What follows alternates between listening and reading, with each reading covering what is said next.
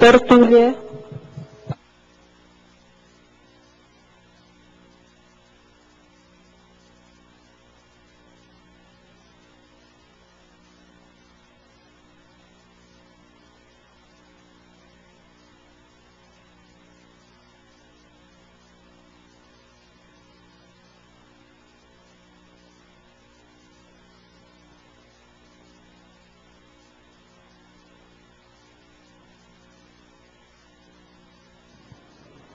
É a ação progressiva da consciência em algum campo específico de atividade, nesse caso de natureza cosmoética.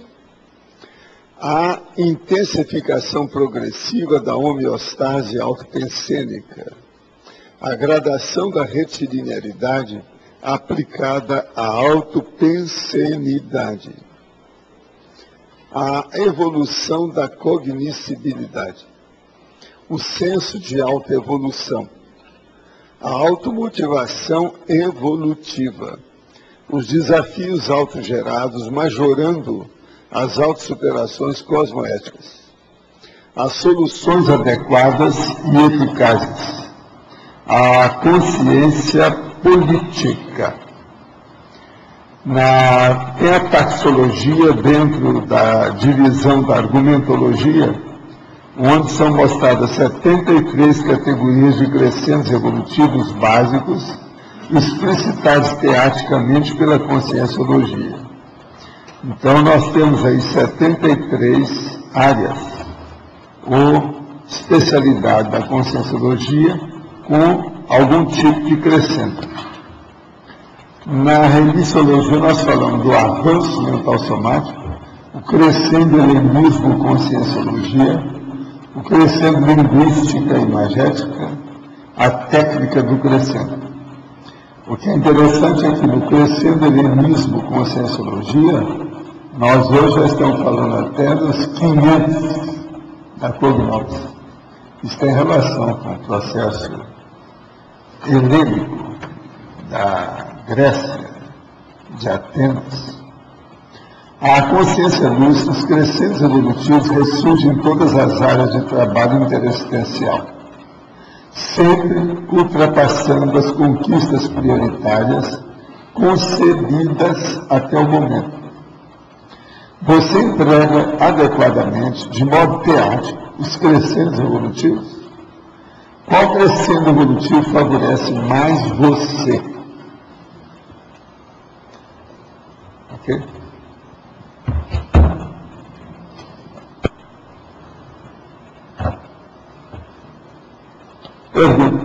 Ouvi o senhor comentar a respeito da revisão feita na revista. A revista Escritor.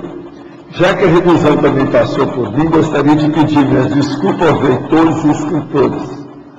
Vou rever os textos a fim de, numa próxima vez, diminuir ou mesmo eliminar os erros. O negócio é estudar mais e mais. Obrigado. É a Adriane Pereira. Ela é uma das que fizeram a revisão. O senhor falou que na academia deveria se trabalhar com a autopesquisa. Isso eu vejo como utopia, já que a maioria dos acadêmicos tem grande dificuldade em só acompanhar os conteúdos cobrados pelos professores.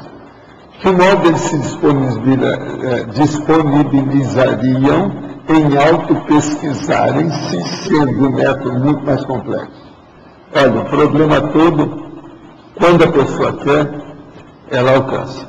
Tudo que a gente procura, a gente atinge. Outra coisa, o acadêmico tem que começar a pegar primeiro o catedrático, lá o PH Deus, para aprender, entender, a fazer pesquisa melhor. Depois ele se liberta, ele faz o que ele pretende, mas tem que começar, às vezes, na academia mesmo. É lá dentro.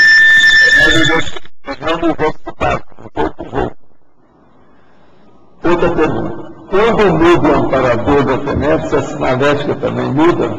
Não, isso aí pergunta para o assistente, o tenepsista, ele que sabe. Porque aí é a relação dele com o amparador, né? Tudo é possível. A pessoa que não teve oportunidade de fazer o curso intermissivo estaria, de certa forma, fazendo, ao se interessar e acompanhar as terturas, e estudar a conscienciologia teatricamente? Sure, of course, yes, indeed. Em relação à autoespecialização cônjuge-zoológica, as abordagens conjugadas não seria também uma forma de abordagem mais detalhada das perguntas clássicas da pesquisologia? Onde, quando, como e quanto? Olha, tudo isso mas tem mais coisa. Outra coisa, as suas perguntas você tem só 4, eu uso 11. É bom você ver nos 700 experimentos, tem um monte de exemplos. As perguntas clássicas, para mim, não são 4, são 11. É só observar lá que a pessoa vai ver. Tem muito mais coisa além disso aqui. Agora, não há dúvida que as abordagens conjugadas são importantes dentro desse processo. Agora, outra coisa séria. Nós falamos aqui sobre o primeiro, segundo e terceiro tempo. Você, se ainda não viu isso, seria bom você pegar lá o DVD que tem os 1.300 verbetes lá da enciclopédia e ver o que nós falamos de tempo. Primeiro, segundo, terceiro tempo. Um desses tempos que você vai ver lá fala sobre o processo das pessoas que vão fazer o curso intermissivo na próxima intermissão. Lá a gente expõe isso tudo. De que forma uma consciência epifênica, quer dizer, do epicentro fenomenológico, desencadeia reps batidas? A maioria dos efeitos físicos, percebo, mas por que razão verificam-se batidas secas e repetidas? Para além do epicentro fenomenológico, deveremos considerar a intervenção de conscientes? Deveremos considerar tentativa de comunicação por parte de conscientes? Sim. Os reps existem desde a época do Allan Kardec, no século XIX. Agora, outra coisa também é o seguinte, você tem que verificar pela sua sinalética energética parapsíquica se essas batidas dizem respeito a você diretamente, se há um processo extrafísico e quais são as consciências que estão presentes no contexto. Isso aí é a pessoa que tem que ver. Agora, é necessário afastar que às vezes tem repercussão das energias da pessoa, da consciência, que é ectoplasta. Então, ela mexe no processo de energia e isso aí pode criar algum fenômeno físico, efeito físico. Mas quase sempre os fenômenos de efeito físico, nesse caso, tem boi na linha, tem gente junto, entrou goteira, tem algo que penetra, alguma coisa, isso se de olhar. Já escutei você falar na Tertúlias, já li em alguns lugares, que a barba serve para proteger e potencializar o laringe chakra. O excesso de pelo nas outras partes do corpo, peito, braço, barriga, etc., teria alguma relação com os chakras e o processo energético da pessoa? E qual seria o mecanismo da utilidade dos pelos no processo das energias? O pelo serve para a defesa do problema da pele. Inclusive, por exemplo, eu perdi meus pelos aqui e arranjei um câncer depois. Eu acho que se eu tivesse com meus pelos, cabelo da cabeça, igual o João ali, ó, não teria tido o negócio. Então, se a gente perde todos os gadgets e também o processo dos implementos que vêm da fábrica, há uma mutilação do corpo. Toda mutilação acarreta problema. A perda de pelos acarreta algum problema em matéria de defesa, de energia e outras coisas. Agora, outra coisa. Você precisa examinar que você é hipertricótico. Agora, precisa examinar o seu jeitão, como é a sua biotipologia. Se você é retáculo, é pícnico, é mais baixo, se é macroesplâncnico, para ver se você é suprarrenálico. Isso aí é só examinar, tem que examinar mais você com calminha. Olha os processos dentro da biotipologia. É o chamado biótipo, que o povão chama de biotipo, que é a mesma coisa.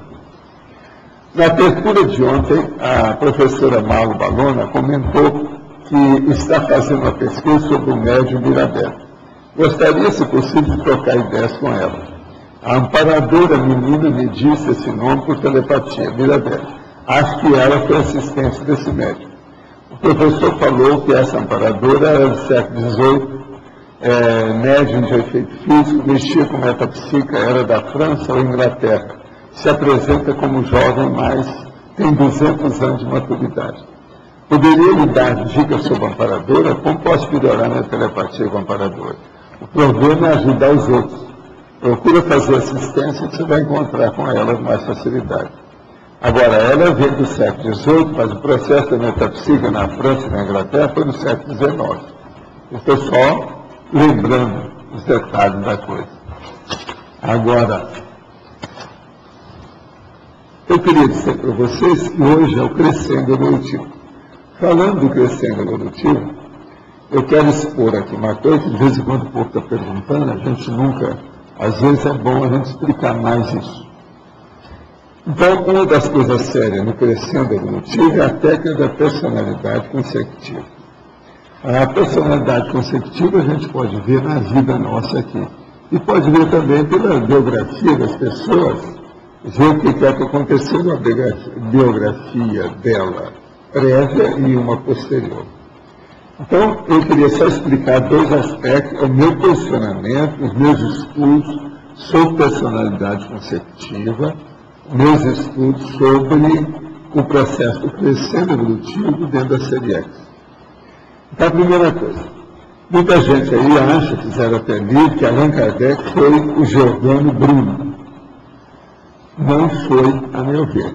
Allan Kardec é de 1800 e pouco a 1869 que ele viveu. Giordano Bruno foi de 1548 a 1600. Quer dizer, foi praticamente 2 séculos depois que Allan Kardec apareceu. Agora, eu acho que não é. Uma vez, já fizeram até essa pergunta aqui. Eu não cheguei a responder com calma. Agora estou dando minha opinião. Os temperamentos é que comandam esse negócio de personalidade consecutiva. E os temperamentos do Giordano Bruno com Allan Kardec, a gente vê que não era nada igual. Porque senão ele piorou demais. E geralmente essas coisas não acontecem em matéria de temperamento para uma pessoa do nível do Giordano Bruno. O Bruno tinha mais personalidade e convicção sobre as realidades do cosmos do que Allan Kardec. Kardec cedeu as coisas para a igreja. Agora ele não. O Bruno foi o primeiro, muitos consideram assim, ele foi o primeiro e único mártir da ciência. Ele foi, na verdade, preso durante mais ou menos uns 7 anos, até ser morto, queimado vivo. Mas ele não cedeu os pontos de vista dele. Agora, Allan Kardec não. A mesma hora que pegou o livro da prece, fez o Evangelho segundo o Espiritismo, uma opção que ele cedeu. Passou da igreja, virou seita cristã, que ele está falando. Não pode ser o Giordano Bruno, isso não é lógico. Outra coisa, Allan Kardec não foi o Chico Xavier. Isso a gente já mostrou, porque eu trabalhei com o Chico 10 anos. E não tinha nada a ver com isso. Allan Kardec era racional, gostava do processo da verdade. Chico nunca falou o que era verdade. Ele sempre fazia média com todo mundo. Era outra condição, outra coisa. Ele era um temperamento totalmente ruim, feminino, uma mãe renascida. Agora, Allan Kardec era bem mais macho, sério. Fez até um pouco tempo que ele tinha de vida e ele estava até doente no fim da vida dele, ele chegou até a debater com os outros.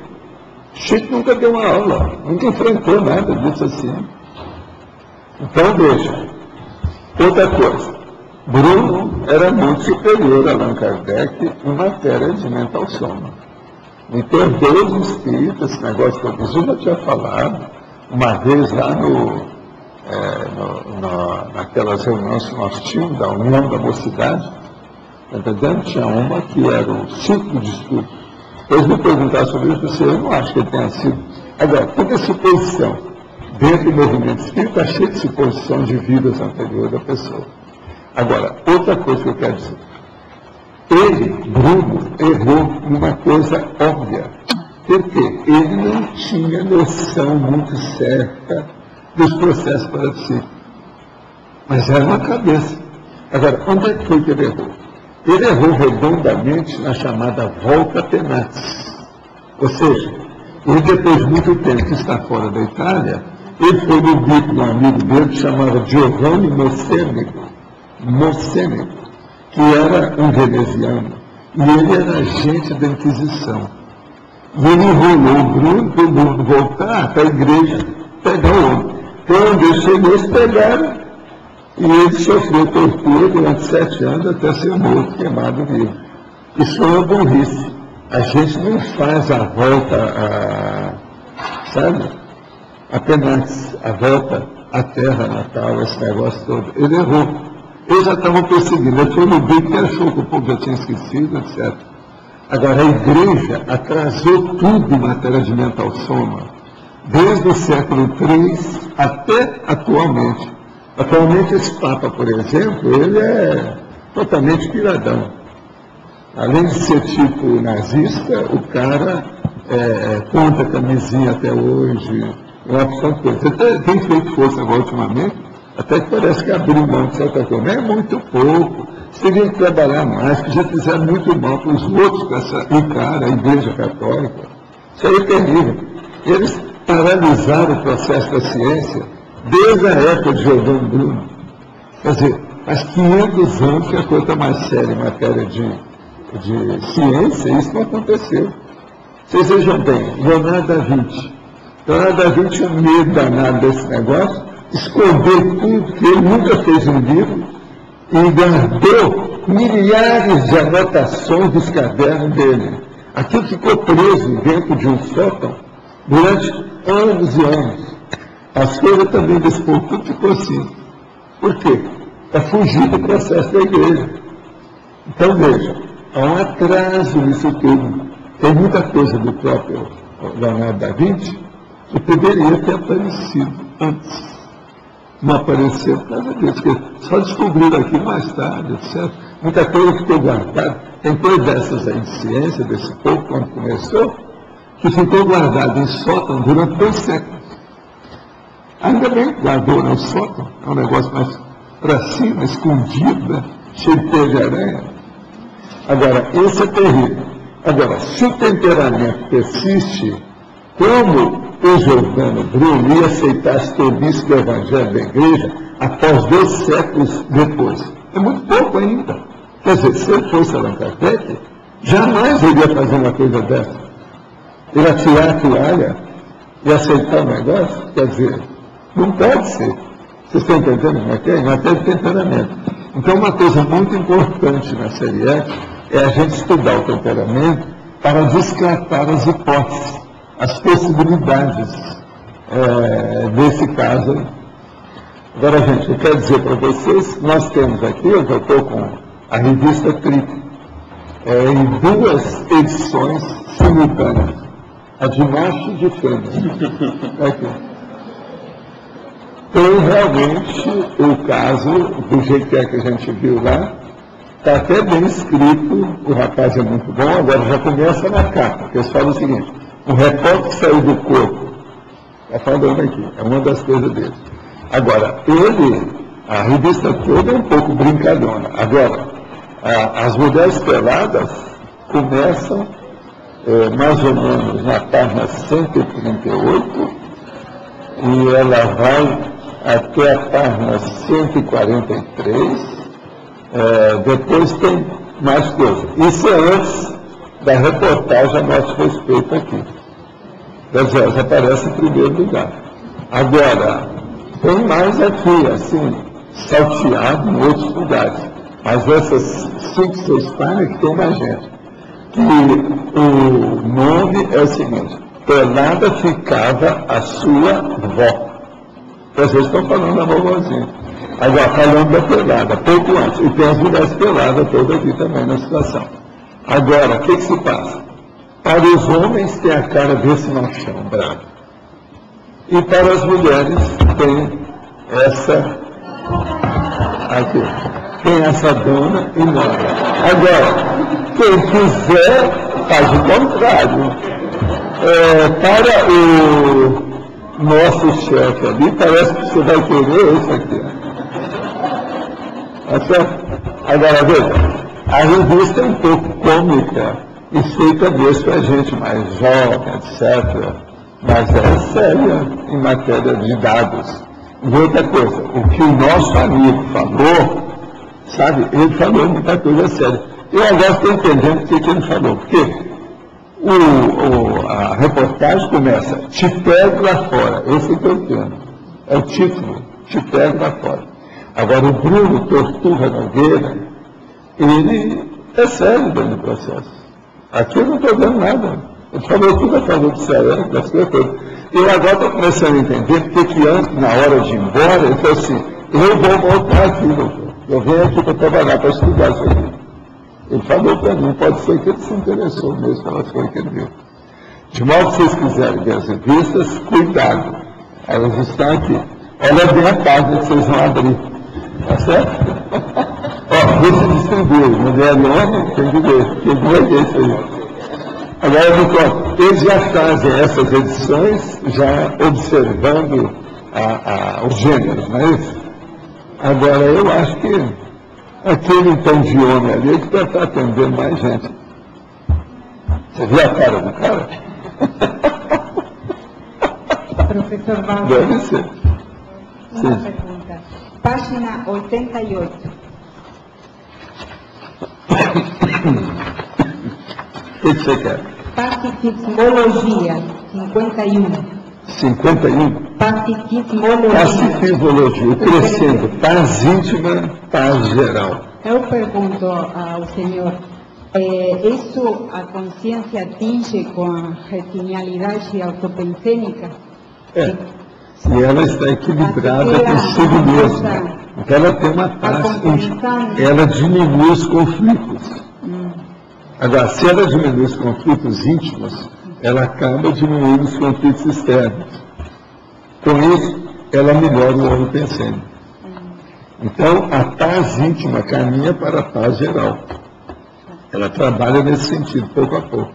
Sem a paz íntima de todo mundo, não há uma paz íntima grupal, coletiva, da roupa. Tá certo? É o crescendo. A coisa que está caminhando, desenvolvendo. Ela atinge realmente quando pode fazer o princípio de exemplarismo pessoal. Sim, é por aí. É isso aí. A genialidade autopensênica. Caminha por aí. Ela atinge realmente. Atinge. E a paz íntima é que é a base de tudo. Tá bem. Valdo, entrar aqui. Sim. Sobre esse esclarecimento da personalidade consecutiva, teve algum parafato que te motivou a fazer esse esclarecimento? Porque hoje eu crescendo. E eu estou ouvindo sempre perguntando aí. Um dia desses vocês perguntaram sobre o Bruno aqui, não foi? Foi. Agora eu passei por você porque nós estamos estudando outras coisas. Ok. Agora esse aí é um crescendo. O que eu quero chamar a atenção é o crescendo evolutivo. Entendi. Uma pessoa, ela não vai regredir no nível, por exemplo, do Giordano Bruno. Gente, a vida desse homem foi uma coisa impressionante. Por exemplo, um desses que já estudaram muito essa turma de cientistas é o White. Ele mesmo já falou que na ciência só existe um mártir que foi o primeiro e o único, que é ele. Porque ele teve muita coisa de ciência. Agora, ele saiu da igreja, ou quis sair, mas não pôde sair. Ele ficou lá dentro. E naquela ocasião, a igreja matava todo mundo. Andava em cima, queimava. Agora, o problema dele foi terrível, ele ficou numa tortura. Esses 7 anos, uma boa parte desses anos, ele passou dentro de uma masmorra de 2 por 2 metros.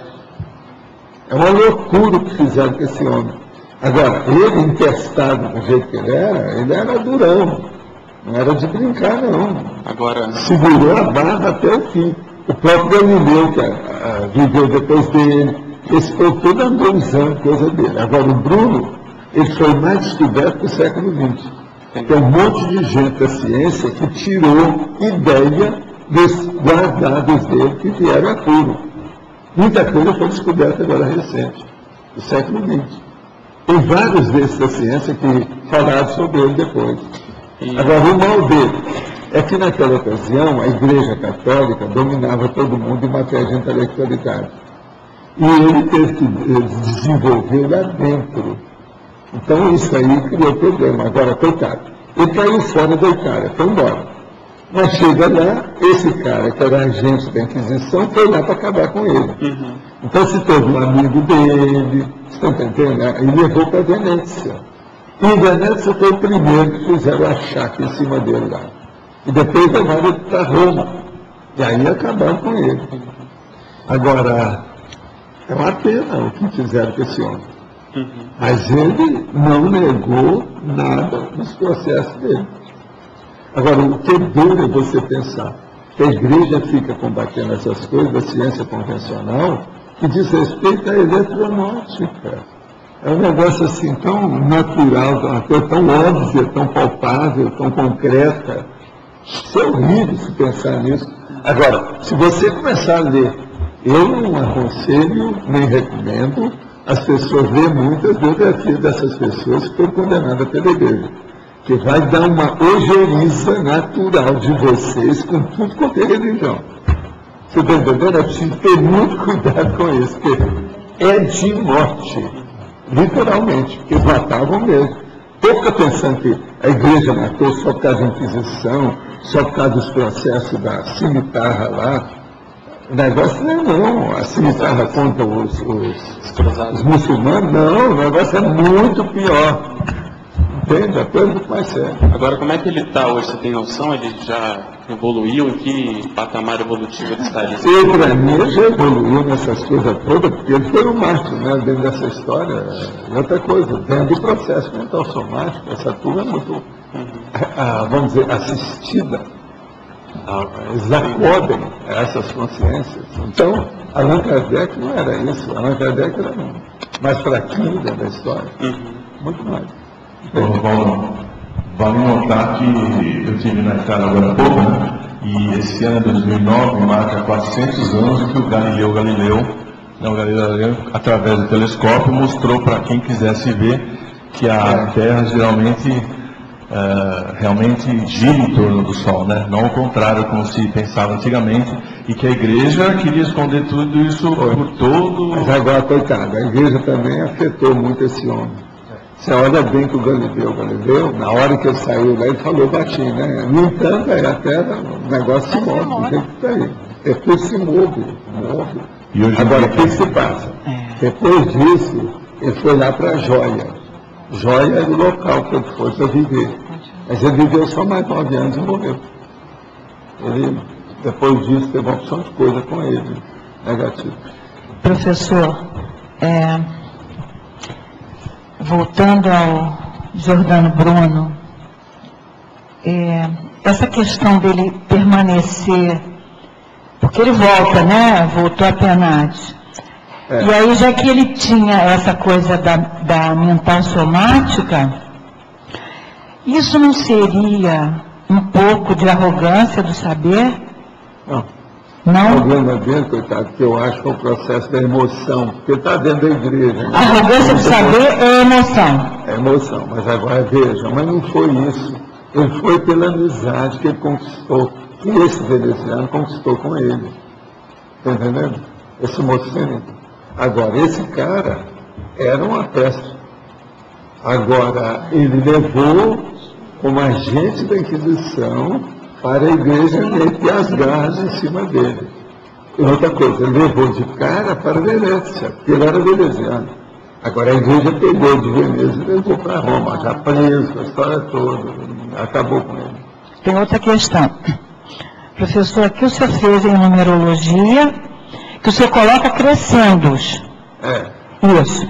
Mas também fez a crescendologia. Isso. As crescendologias. Outra coisa. E nela tem um trinômio. Da taxologia dos crescendos. Pois é, tem um trinômio. De cara tem uma meia dúzia de abordagens à ideia do crescendo.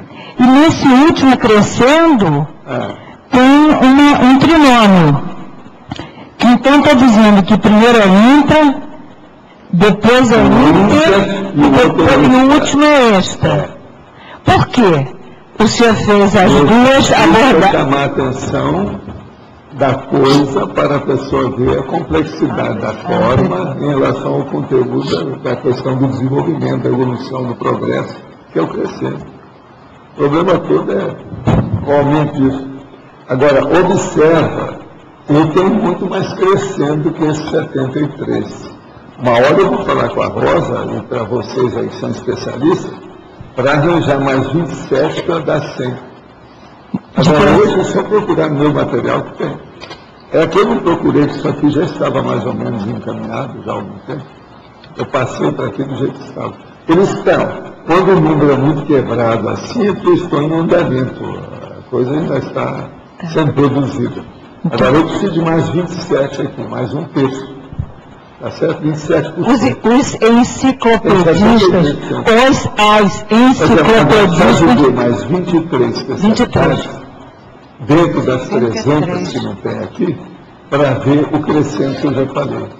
Isso tem que procurar e pôr. Passar isso para 100. Tá, muito obrigada. Professor, letra B.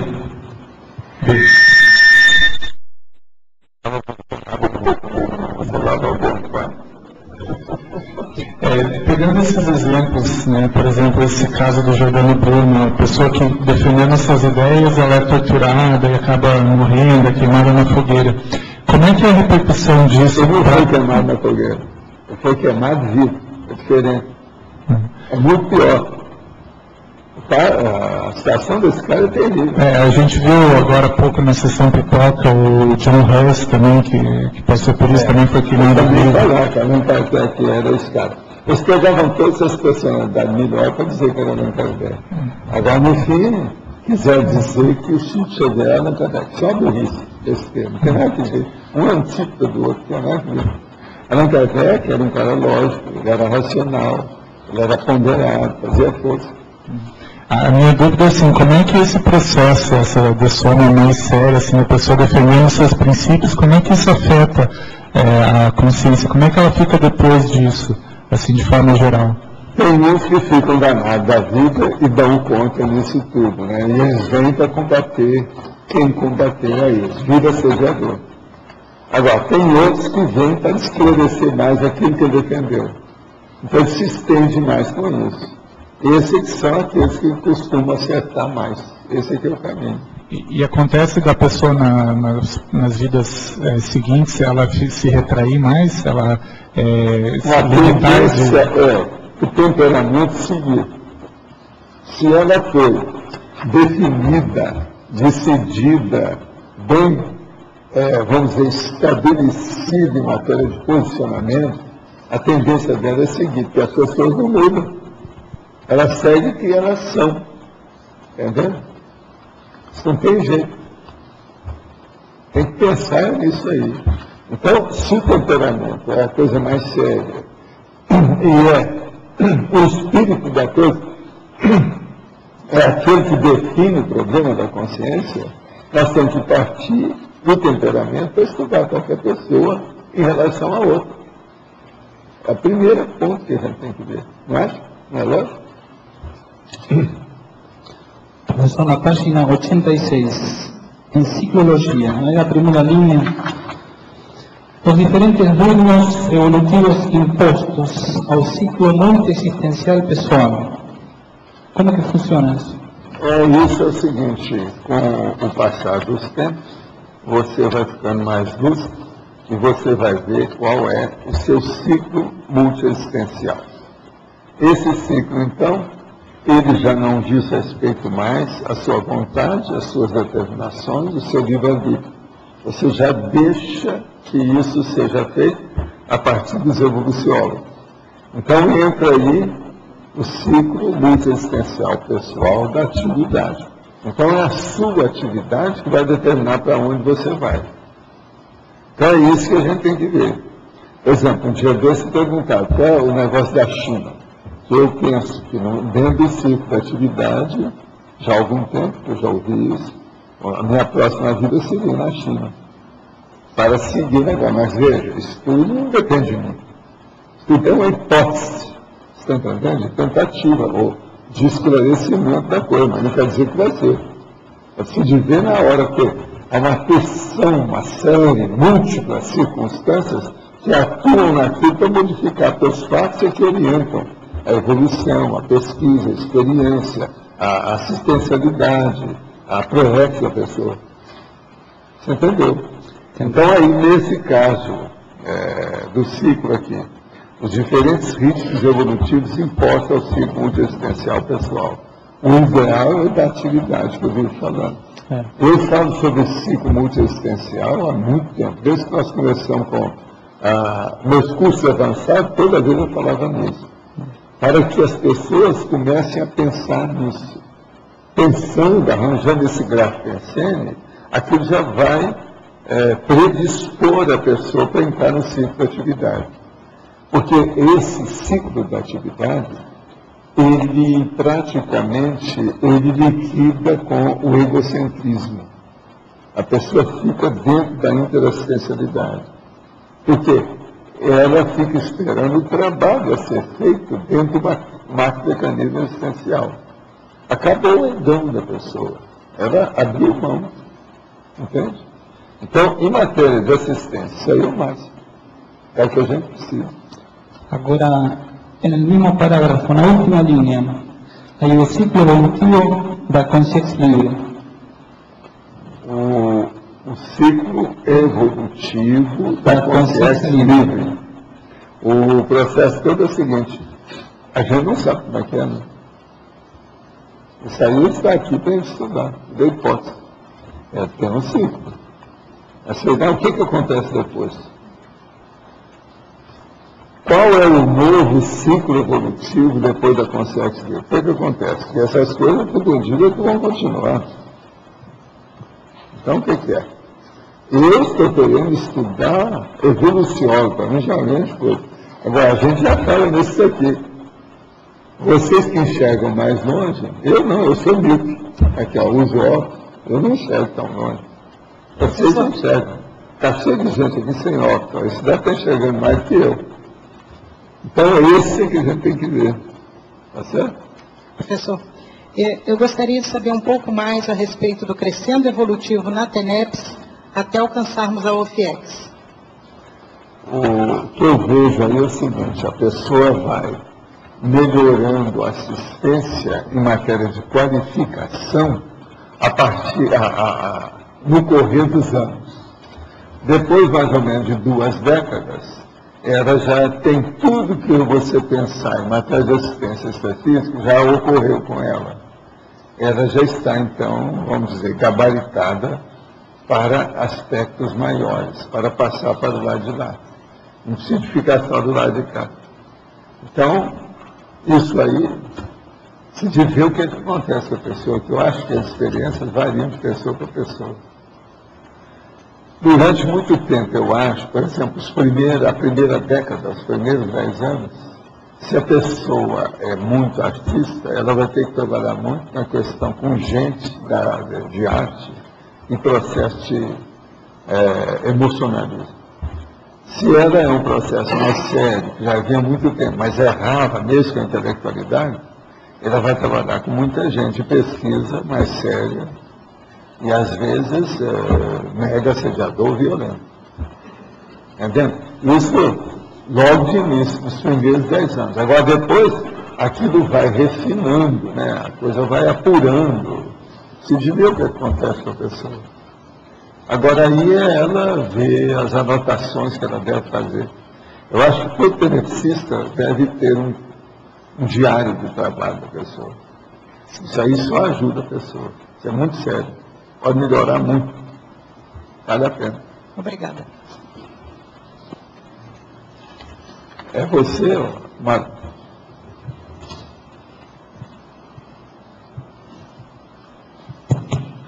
O senhor já falou isso algumas vezes, mas gostaria que o senhor falasse logo como é que ocorreu a passagem, a transição, a chegada do senhor na UFIEX. A sua UFIEX. A minha? Como é que é? O meu caso é o seguinte: isso aí é coisa difícil de dizer. Eu trabalhava já há algum tempo. Isso foi noutra vida, não foi agora. E o processo era um ambiente terrível, muito difícil. Um ambiente, assim, adverso, sério. E tinha que sustentar aquele holopensene. Então, dentro daquilo, eu comecei a trabalhar quase que exclusivamente a TENEPS, já de cara 24 horas por dia. Por quê? Eu estava preso. E outra coisa, preso de uma maneira injusta. Então, a hora que eu comecei já a trabalhar com o processo 24 horas, aquilo em pouco tempo eu alcancei o processo, porque sozinho, só eu e guarda para dar comida, aquelas coisas todas, depois de muito tempo. Um ambiente também um pouco assim, prisão, a gente tem que falar no mínimo que é uma coisa inóspita, é um pouco áspera. Então eu comecei a dar muito valor, além das baratas, das formigas e dos ratos, a dar muito valor para o processo extrafísico cada vez mais. Como eu tinha noção daquilo, e ali dentro o negócio era todo antagônico, a coisa caminhou mais depressa. Aí eu comecei a ter noção. Foi assim que eu tive a minha primeira das coisas mais sérias.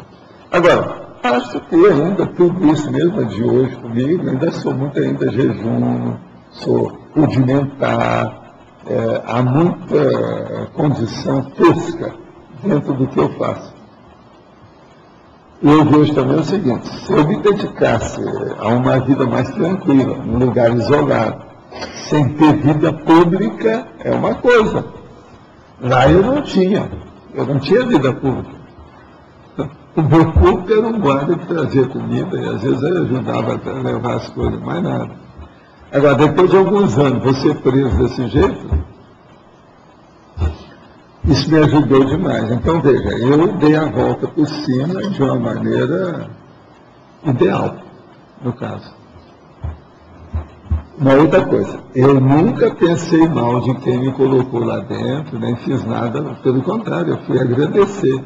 Esse povo depois, eu até, junto com os meus amparadores do povo, a gente até ajudou, todos eles. Eu, então, fui uma vítima que me tornei benfeitora automática, pelas próprias circunstâncias. Eu não fui algoz, eu não cheguei a ser carrasco de ninguém, por causa disso. Isso me ajudou demais. Agora, isso já faz muito tempo, é um negócio um pouco atrapalhado, que envolve um monte de coisa, envolve vocês, aí alguns, etc. Tal. Então, é melhor deixar como está, para a gente ver como é que fica, que ninguém muda, passado ninguém muda, mas tudo aí, né? Tudo está estratificado. Passado é uma coisa empedrada, é uma pedra. Entendeu? Eu acho que o negócio, então, a vida é essa. Agora, por exemplo, atualmente, hoje eu tenho uma vida pública. Eu já tenho isso há muito tempo. Mas numa vida pública, você sabe, a gente tem que atender, né? Não é só atender o círculo mais reduzido de pessoas, como você sempre tem preocupação. A coisa ainda é mais ampla. Isso aí mexe com tudo. Agora, o que eu vejo é o seguinte, a minha liberdade hoje, por exemplo, de mexer com mental soma, de escrever essas 12, 14 horas que eu trabalho por dia, isso é uma benção, né? É uma conquista nessa história toda. E sabemos de tudo isso. Agora, veja, vamos pensar bem. O crescendo aqui vamos dizer, a para-encriptação. Para o tenepsista, para vocês, é a para-encriptação. O próximo agora é esse. Agora, você veja, é muito inteligente a técnica da TENEPS, que muita gente criou isso há muito tempo. Eu apenas traduzo as coisas e vamos dizer, divulguei a situação. Mas é muito inteligente a TENEPS, porque ela começa pelo problema individual do tenepsista, homem ou mulher, e é uma coisa praticamente secreta. É um processo sigiloso. Então, veja, isso já é um embasamento da encriptação do FIEC. Se nós formos pensar, uma pessoa que começa a praticar a TENEPS, ela está dando um primeiro passo para o FIEC. Agora, o problema é que ainda tem muita coisa pela frente. Para as pessoas, 20 anos é muito tempo. E é uma bobagem, não é nada. 2 séculos não é nada. Agora, essa visão assim retrocognitiva ou da cronímica, da cronologia, do timeline da vida da gente, precisa de ser expandida, mas para isso precisa retocar aqui demais na cosmofisiologia, para a pessoa sair da monovisão. A monovisão leva a pessoa a achar que 2 décadas é muito tempo. A cosmovisão vai levar a pessoa a ver que 2 séculos não vale nada. Isso aí eu achei, isso é terrível, se nós formos pensar. Agora, você veja, tem sua razão. Agora, o manual da TENEPS, eu fiz, ele é bem também primário, mas é adequado, ele funciona. E outra coisa, para início de conversa, aonde dói está ali. Tudo que precisa mais sério, que pode criar problema, está lá. A gente está, vamos dizer, esclarecendo aquilo que pode do elementar, do rudimentar, do tosco. Mas, do ponto de vista primário, é a base de tudo. Agora, e o crescendo seu com relação a isso, ou nosso com relação a isso, da TENEPS para a OFIEX. Isso pode dar uma palhinha para a gente? O que eu vejo mais sério é o seguinte, a gente não deve preocupar, o tenepsista não deve preocupar com a OFIEX. Ele deve preocupar com o trabalho da TENEPS. Qual é a assistência que eu estou fazendo? Eu estou entendendo bem o meu companheiro ou companheira extrafísica, que é o amparador? O meu trabalho está se desenvolvendo dentro dos potenciais que eu já tenho? Quer dizer, os meus potenciais correspondem ao resultado do trabalho que eu estou fazendo? Eu acho que é isso que a pessoa tem que estar de olho na questão da TENEPS o tempo todo. E lembrar que a TENEPS é diária, é para a vida toda. Então é o caso dela ajeitar o corpo, né, acertar a coluna e se dedicar para o processo. E outra coisa, com motivação. Dá uma pena quando você vê a pessoa que perdeu a motivação do processo da TENEPS devido à circunstância da vida. Pois é, a circunstância, sempre a pessoa acha que aquilo é mais importante que aquilo que ela está fazendo na TENEPS. E isso é uma pena, mas olha, tem muito caso que eu não posso nem fazer qualquer observação. A pessoa dá valor para aquilo mais do que o outro. Então, é um processo de predileção, de tendência, de estilo da pessoa, é a vocação dela, a preferência que ela tem, o favoritismo que ela dá para as coisas. Mas eu vejo que isso é terrível. Outra coisa também que eu tenho pena é a hora que a pessoa se enrola em alguma coisa da vida e tem que parar com a TENEPS. Eu já vi casos de anos, a pessoa está fazendo TENEPS há 6 anos, parou. E aquilo é um problema, outra coisa. Não parou porque o corpo estava doente, porque houve uma invalidez somática. Não. É circunstância mesmo da própria vida, quer dizer, ela não soube galgar aquilo, não soube ultrapassar o processo. Aquilo se tornou mais importante para ela. Isso eu tenho pena. Do ponto de vista de uma ocorrência como essa, por exemplo, o amparador, ele vai fazer assistência sempre, ele vai compreender aquela situação daquele tenente. Não, ele vê que aquela pessoa já sabia disso. Ela tinha uma tendência, uma predisposição, alguma fraqueza, algum problema. Agora, como a própria TENEPS, ela vai crescendo e aquilo vai se desenvolvendo, a pessoa começa a assistir, vamos dizer, necessitados, carentes, assistidos, cada vez piores em certas coisas. Às vezes, naqueles piores, a hora que chega num determinado filão, um viés, uma vertente dessa do passado, a pessoa naufraga de novo. É isso que eu vejo que acontece mais. Do ponto de vista da consciência que deixa de praticar a TENEPS, um caso como esse que o senhor falou aí, o que o senhor diria de orientação para uma Não, quase sempre eu preciso ter cuidado e abrir mais o olho, matéria de acidente de percurso. Né? Eu já vi casos que deu até mato para cá discutir. Tá bom. Não foi só um acidente simples, mas acabou com a pessoa. As coisas ocorrem.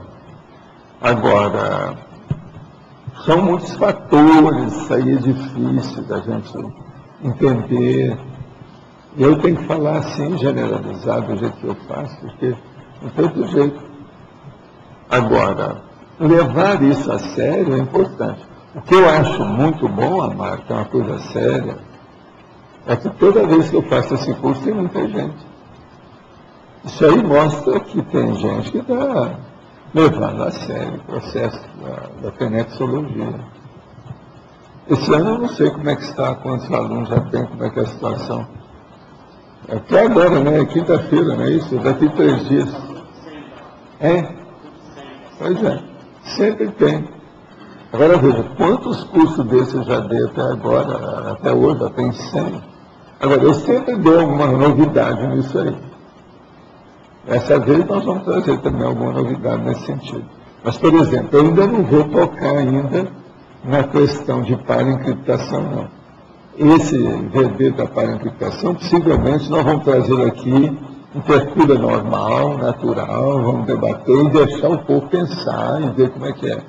Porque isso tudo é um coadjuvante que está fazendo a confluência para ampliar a ideia da pessoa a respeito da sua primeira pergunta. Como é que sai da PENEPS para a oferta? Isso aí tudo serve. E esses cursos que eu tenho dado, sempre eu acrescento alguma coisa para ver se ajuda. A inspiração que eu tenho é essa, para ajudar. Vamos ver. Né? Agora que eu pergunto. Favor analisar na numerologia o crescendo da holofilosofia ao neoparadigma consciencial. O caso é o seguinte, a holofilosofia é o universalismo. Agora, uma coisa séria no universalismo, a hora que você usa o neoparadigma consciencial, porque é você estudar o universalismo, quer dizer, estudar todas as pessoas a partir de você. Então, veja, o neoparadigma é estudo seu. Então, por exemplo, a hora que a gente fala, no início, quando eu apresentei o paradigma consciencial, teve gente que falou assim para mim, mas me conta, essa sua linha de conhecimento é muito egóica. É a pessoa estudando a si mesma. É só ela. Quer dizer, não sai do egoísmo. Eu falei assim, escuta, raciocina mais um pouco, mais embaixo isso aí. Pensa bem, você estuda você para entender os outros para poder ajudar os outros. Senão não vai. Que é justamente isso aqui. É o crescendo da holofilosofia a caminho do neoparadigma consciencial, até chegar lá. Agora, no universalismo, se você começa e admite que a holofilosofia é baseada na incorruptibilidade, no universalismo, na cosmoética, na mega fraternidade, nisso que nós estamos falando do ponto de vista político, da democracia pura, você vai ver que a hora que você vai estudar o neoparadigma consciencial, que é baseado na sua própria consciência, esse estudo é para ajudar o universalismo da mega fraternidade. Então, isso aqui é que é a coisa séria. É um acréscimo, é um plus, é um upgrade. Como separar a holofilosofia da ciência e a conscienciologia? Olha, a holofilosofia, se nós pegarmos do ponto de vista apenas de pensar que é o universalismo, que é a mega fraternidade, está tudo certo. Está aí dentro. Agora, filosofia, a meu ver, é sempre, vamos dizer, a iminência parda da ciência. A ciência, ela sobrepaira, ela supera, ela ultrapassa o processo. Quem fez essa pergunta aqui de filosofia é o Arlindo. É o nosso arlindário, alcadipano. O que é necessário para se tornar peneticista? Só este ano tive contato com a conscienciologia e gostaria de entender melhor como funciona o processo. Olha, o melhor é o seguinte, se você aparecer por aqui, você me fala que eu vou te dar um manual que é especializado no assunto, você ainda não conhece. Eu te dou o manual. Se aparecer por aqui. Qualquer coisa chama-se Manual da PENEPS. Agora, o senhor mencionou há pouco que a TENEPS foi criada há mais tempo e que teria apenas traduzido a mesma. Poderia dar mais detalhes sobre esse histórico, sobre a estrutura da TENEPS? Olha, é difícil dar isso aí. Porque quem praticava a TENEPS é gente já evolucióloga e serenão. Sempre existiu isso. É tanto que eu falo sempre aquela condição. O serenão, na época do Cro-Magnon, estava lá, cheio de dinossauro, e ele já atingia os caras que saíam do corpo, aquela coisa. É isso aí. Então o processo é isso. Agora, comigo não é dessa época do Cro-Magnon. É uma coisa um pouco mais recente. Entende? Mas é que já existia. Professor Valdo, página 85. Parafatologia. O ato interassistencial de esparramar energias cosmoéticas no cosmos. Sim. Sim. Isso está relacionado ou tem que ver com a reeducaciologia ou reurbanologia? Não, isso aqui é o seguinte, está relacionado com a pessoa que mexe com a energossomatologia, que é a energossoma. Então, por exemplo, aqui você está falando que um dia desse, você já tinha chegado aí, você estava aí, você deve ter ouvido. Eu falei o seguinte, a pessoa está quietinha ali. Não quer dizer que ela não esteja fazendo nada, não. Às vezes ela está fazendo muito. Dependendo das energias que ela está exteriorizando. Isso é a pensenização. A intencionalidade? No caso aí, a pensenização que sai da ideia, passa pelo sentimento elevado e se manifesta pela energia. Então, isso é sério. Nós pensamos por aí. Pero está dentro do que seria a reeducaciologia da pessoa? É a reeducaciologia. E muito ligada à urbanização? Também. Porque o senhor fala... Tudo isso tem cruzamento, tem relação. No reurbanizado, o senhor fala sobre isso. Então, por exemplo, uma pessoa que começa a trabalhar só com energia, já está fazendo alguma coisa. Agora, o problema é que na vida humana, a gente não pode... Você não pode ficar 24 horas só mexendo com energia. Você tem que atender seu corpo, você tem que atender contato com os outros, tem que arranjar alimento para o seu corpo, tem que dormir. Então, o problema da vida humana é complexo e é muito bom, porque ele é envolvente. Você está entendendo? A vivência humana, ela exige isso. Mas, por exemplo, a pessoa que se dedicar ao processo de exteriorizar a energia, ela também não está perdendo tempo. O sentido da assistencialidade? Pois é. Desde que seja cosmoética, a intenção é boa, as energias são produtivas, funciona. Professor Valdo, o senhor já falou aqui em relação ao seu processo de exposição, né, a sua exposição pública. Então, uma vez eu lembro que o senhor disse que essa exposição faz com que o senhor talvez já pudesse estar mais avançado no nível da dispersidade, mas que a exposição pública, paradoxalmente, impede talvez isso. O senhor poderia falar? Eu não consigo entender. Veja, eu não consigo fazer o que eu faço sendo ao mesmo tempo desperto total. É isso que eu estou falando. A minha insuficiência atual, básica, sobre esse aspecto é isso aí. Quer dizer, tem gente que consegue isso tudo, mas eu não consigo. Então, o processo de assobiar e chupar cana, comigo está tendo esse problema. É um processo de dualismo, você está entendendo? De experiência da coisa. Eu faço uma porção, mas esse aí é um limite para mim. Agora, o que eu vejo é o seguinte, eu mesmo já perguntei, até que ponto que será isso? Será que é boavidismo da minha parte? Por exemplo, se eu fizesse um pouco mais de esforço, eu alcançaria isso, mas aí tem também uma resposta minha. Isso não é tão importante. O importante é que eu sou, vamos dizer, autoconsciente dessa realidade. E não tem ninguém que está reclamando isso de mim, não. Até o momento, não. O transmentor também não reclamou nada disso. Se fosse, ele falaria, porque comigo eu tenho uma liberdade assim, visceral, de carne com unha, que fala tudo na cara. Então isso eu teria saído.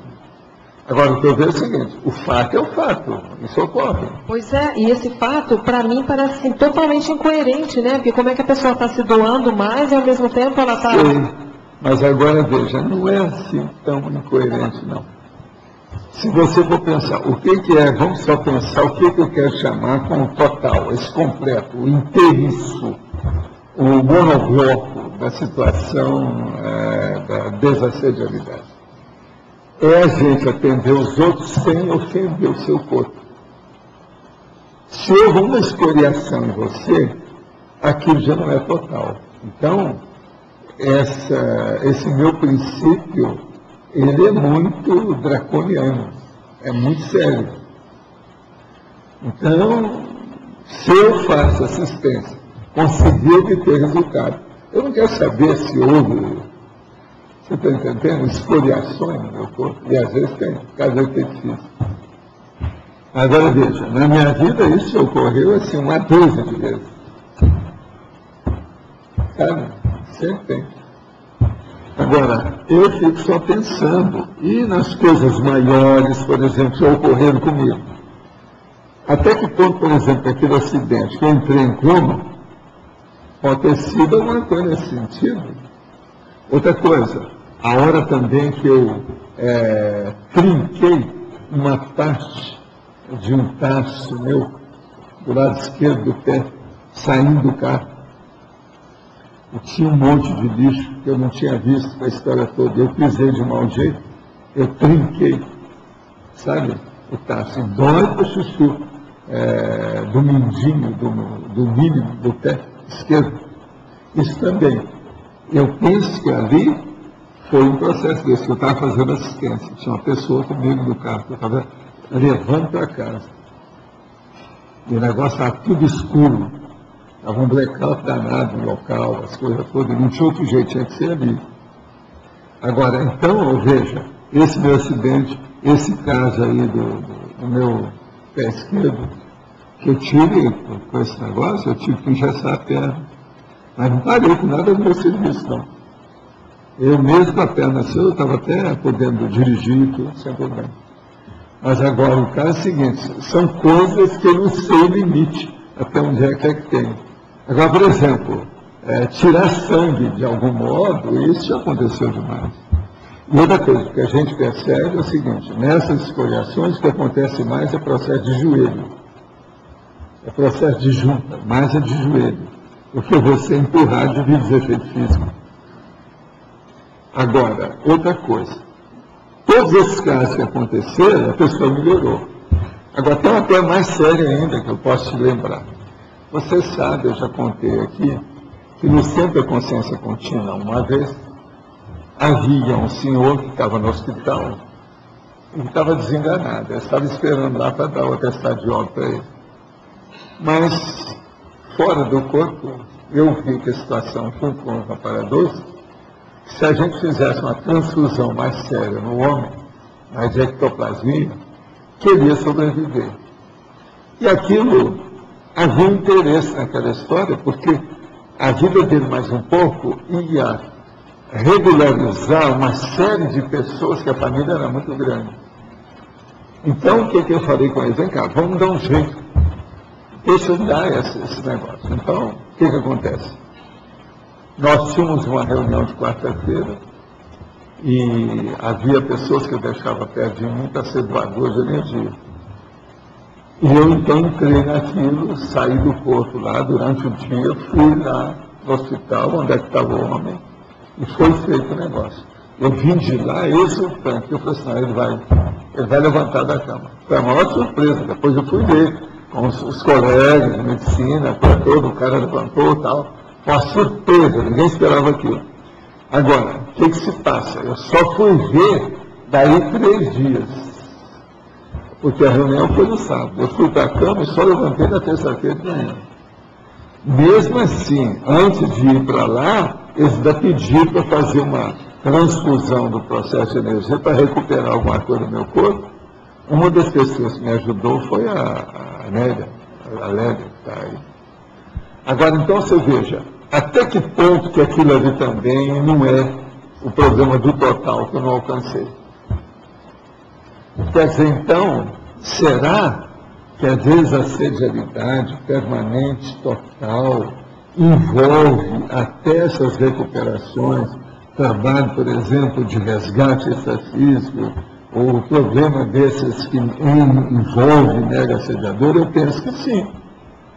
Então, isso aí tudo existe. A gente está aí na beira, mas eu não consigo 100%. Eu sou obrigado a reconhecer isso aí, tem que ser honesto. Você entendeu, né? Então, agora, processo de joelho, isso aí já aconteceu comigo muitas vezes. Acontece nas melhores famílias. Esse aí é mais suave. Agora, o que eu estou vendo são esses mais complexos. Professor. Agora, outra coisa, tudo isso, eu salvei, me salvei, eu escatei, estou vivo. O negócio é sério. Professor, aqui em cima. Até esse tema é o que eu estava pensando em perguntar a respeito que a TENEPS é a técnica assistencial mais avançada da Conscienciologia. E fazer Não? Não. A coisa mais avançada mesmo é a dispersidade. O que nós falamos por aqui você não acha que é mais importante? Mas a dispersidade no caso seria ser desperto, não uma técnica. A dispersidade no caso é ser desperto, não seria uma técnica, né? Já a TENEPS é a técnica. Não, é uma técnica. É uma técnica evolutiva. Isso tudo para mim eu considero técnica. Ah, bom. Eu já falei centenas delas. Sim. Agora, por exemplo, o FIEC é outra. É superior ao processo da TENEPS também. Mas esse, no caso, seria uma consequência, né? Mas tudo é consequência do anterior. Sim. Ali também, na escala evolutiva, aquele que está ali é sempre consequência do outro que está na frente. Do outro que ficou atrás. Aquele que está na frente ficou atrás. Tudo é assim. É a fluência natural da evolução. Mas a pergunta que eu tinha era a respeito da TENEPS, e algumas conversas que eu estava tendo ontem à noite com o senhor já de idade, a respeito de paracirurgia, que ele já passou por paracirurgia, e de filho.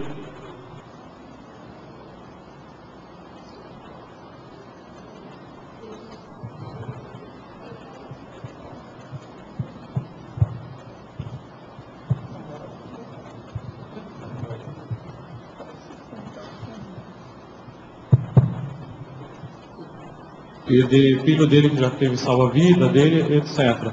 E eu percebo que muitas vezes, dentro da Conscienciologia, busca ter esse tipo de trabalho sozinho em si, mas a questão do atendimento pessoal, com paracirurgia, etc., que eu vi pelo menos na vida dele, que vincou muito a vida dele, e ele não tem dúvida nenhuma sobre, digamos, a existência da multidimensionalidade, apesar de ele não ter tantas informações a respeito.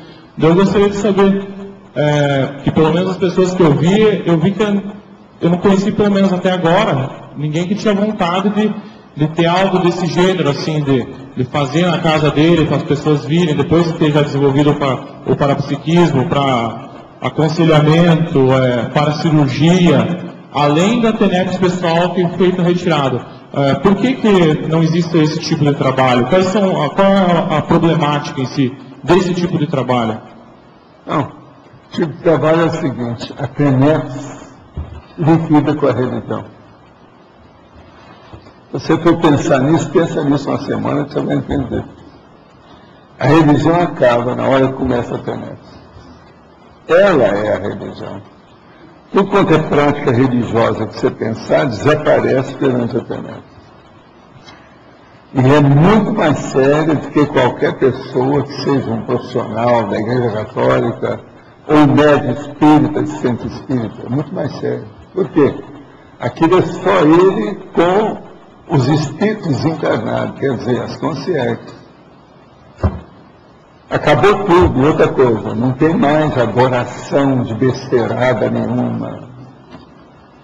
Não tem mais nada de idolatria. Tem só uma coisa: suar sangue para ajudar os assistidos. Isso muda tudo. Pensa nisso. A questão da situação dele, da religião, aconteceu isso com ele. Até uma médium aqui do interior do estado do Paraná, que o que ele me falou entre o que ele teve que fazer foi depois ter que trocar os santos de lugar, ajoelhar para rezar e daí ver os santos voltando no lugar. Só de ajoelhar já mostra a pessoa de bicho. É subhumano. subcerebralidade. Pensa, olha o manual da TENEP. O manual da TENEP liquida com a religião. Tá certo?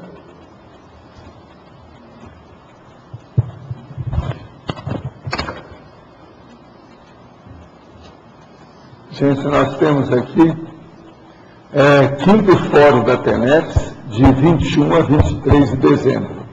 É de hoje, né? Tem 95 alunos no fórum. O curso avançado de TENEPS, que é no dia 24 de dezembro, daqui 3 dias. Quer dizer, é véspera de Natal. Tem 126 alunos. O complementário, de 25 a 27, logo em seguida, ele tem 63 alunos. Tá certo? Quer dizer que ainda tem espaço ainda para aqueles que ainda não se manifestaram. Outra pergunta. Tenho percebido que em minha TENEPS, por 12 anos, não tem havido evolução. O que pode ser o ponto-chave desse processo?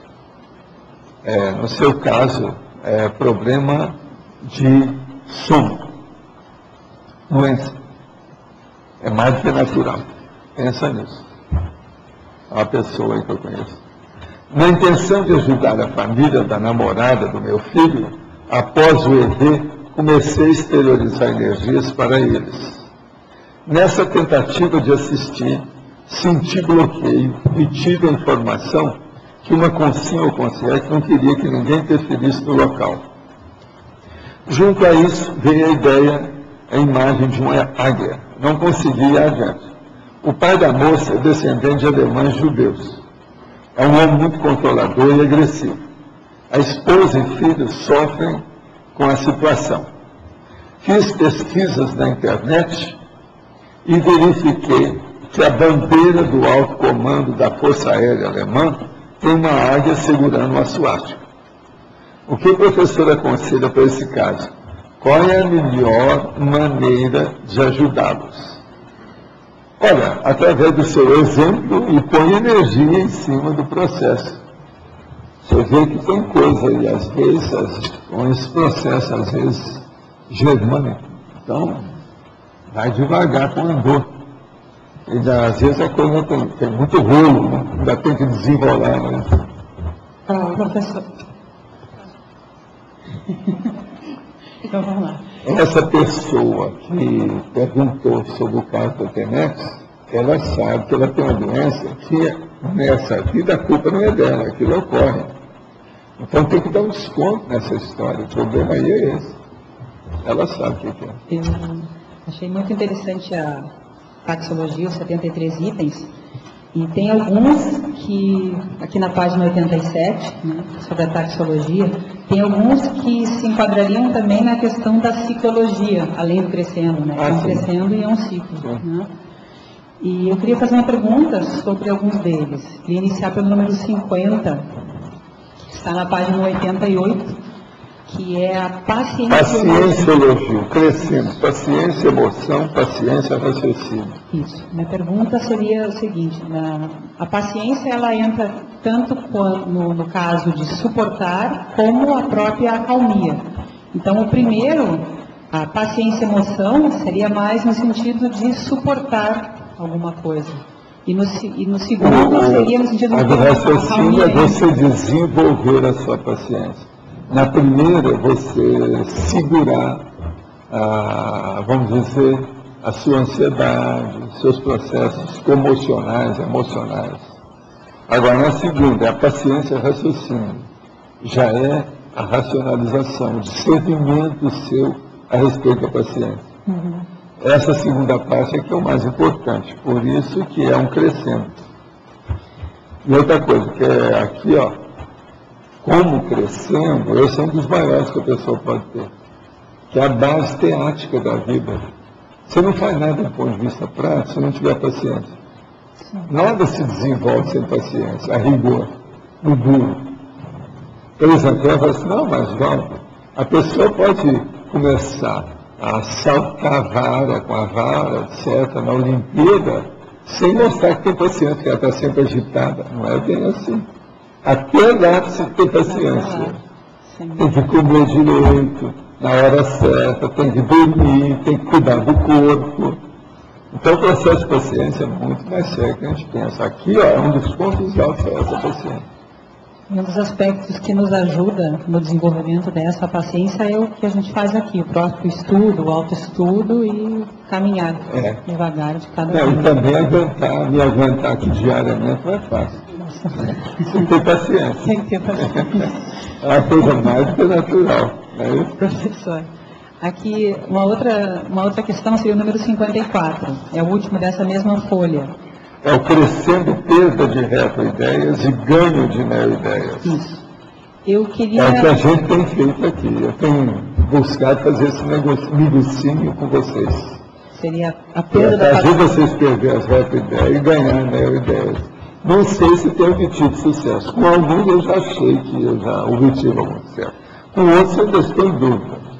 Sobre isso. É preciso melhorar esse negócio. Sim. Sabe, talvez as minhas coordenadas, os meus percentuais, né, de sessão no negócio ainda não está bom. Preciso ver, o cara tem mais desconto, a gente tem que estudar.